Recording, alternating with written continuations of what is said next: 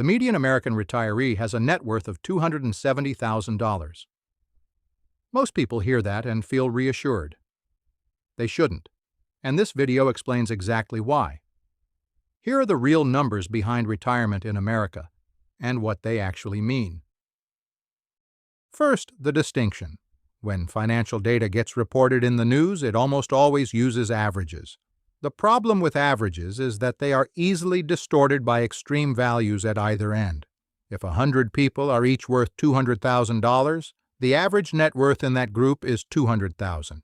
Add one billionaire to the group, and the average jumps to roughly $10 million, even though nothing changed for the other 100 people. The median, by contrast, is simply the middle value.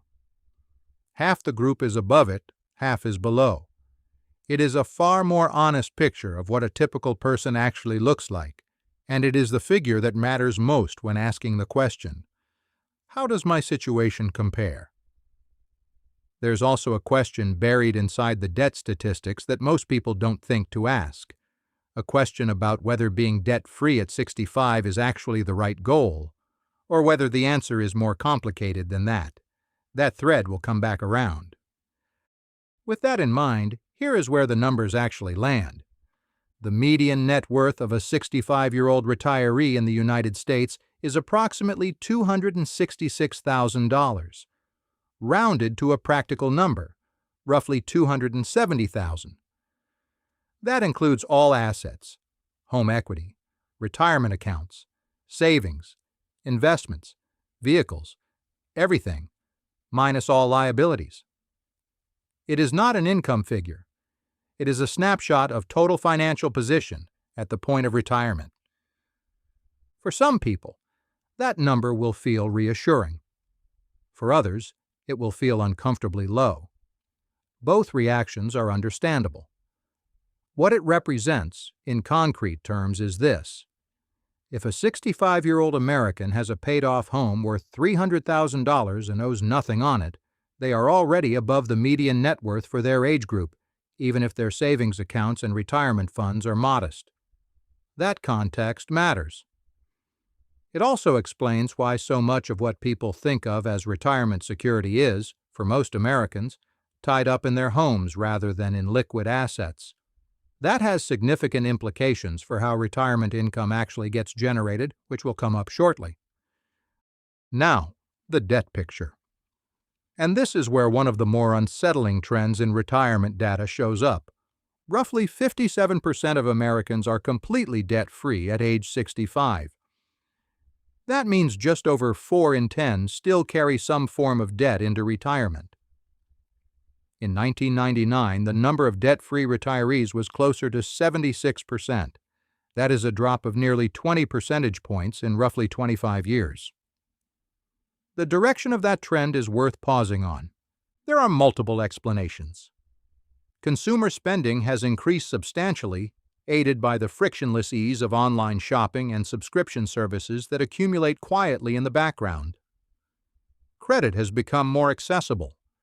The financial habits formed during decades of low interest rates have left many people comfortable carrying debt in ways that previous generations were not. And housing costs, particularly in metropolitan areas, have made it significantly harder for younger cohorts to pay down mortgages on the same timeline their parents did. But here is the question that was flagged earlier. Whether debt-free at 65 is automatically the right goal.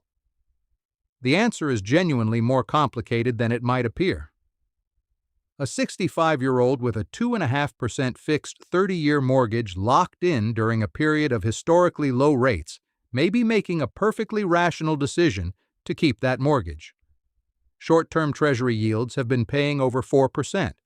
If the cost of borrowing is lower than the return on a safe investment, the academic case for carrying that debt is real. The math, in certain circumstances, genuinely does favor holding the mortgage. That said, personal finance is not purely academic. For a significant portion of people, the value of knowing the house is paid off, the reduction in stress, the flexibility it creates, the security of owning shelter outright in a period when income is fixed, is real and meaningful. optimizing on peace of mind is a legitimate financial strategy. The numbers do not always capture what they cost in sleep. What the mortgage data does show clearly is the direction of change. In 1999, only about 6.5% of 65-year-olds still had a mortgage. Today, that figure is closer to 12%, roughly 1 in 8. It has doubled in a generation. And while some of that reflects deliberate financial strategy, not all of it does. Now to the number that tends to land hardest. This is the one that reframes the picture of what American retirement income actually looks like in practice. The median income for a 65-year-old retiree in the United States is just under $50,000 a year. The precise figure is $47,357. That is the midpoint. Half of all retirees live on more than that, and half live on less. Before diving into what that number means, this is a good moment to pause.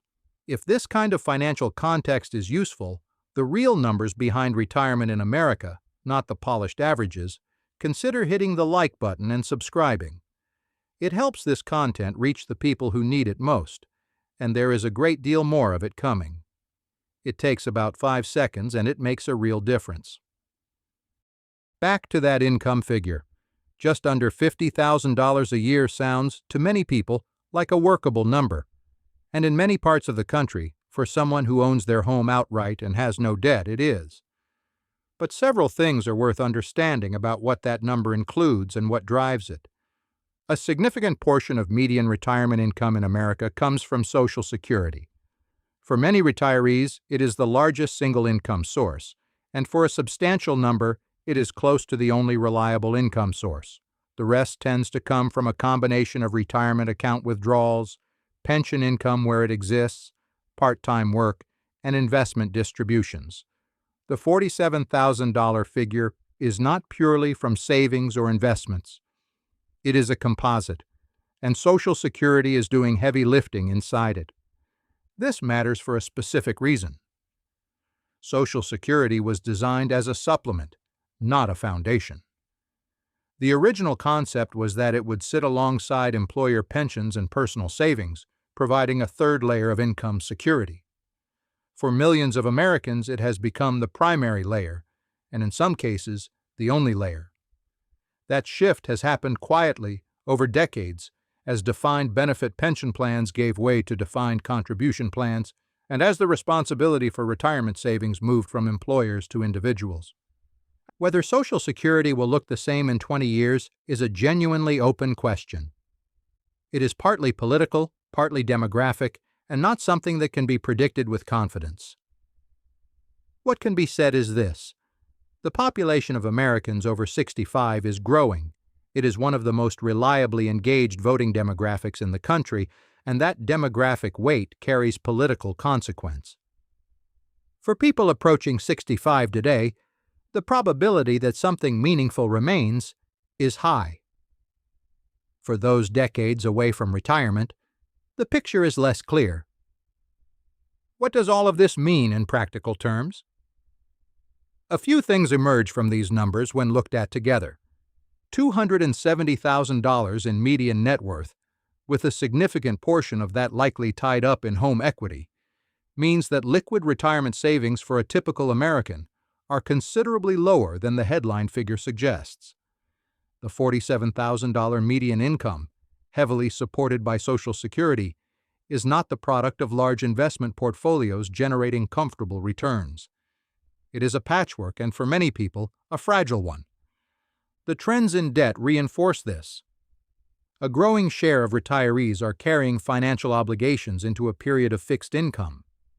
Maintenance fees, mortgage payments, credit balances, all of these reduce the margin available to absorb unexpected expenses, which tend to increase with age rather than decrease. None of this is cause for despair. Many people retire comfortably on these figures, particularly if housing costs are low, health is good, and spending habits are modest. The point is not that the numbers are catastrophic. The point is that they are honest. They reflect what a typical American retirement actually looks like, not the aspirational version, but the real one.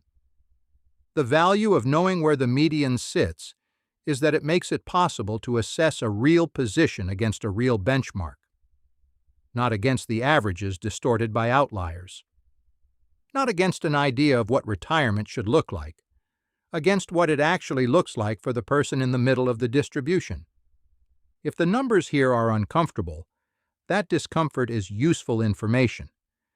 If they are reassuring, that clarity has value too. Either way, the honest version of this picture is more useful than the polished one, and acting on it, whatever that action looks like, is always better done sooner rather than later.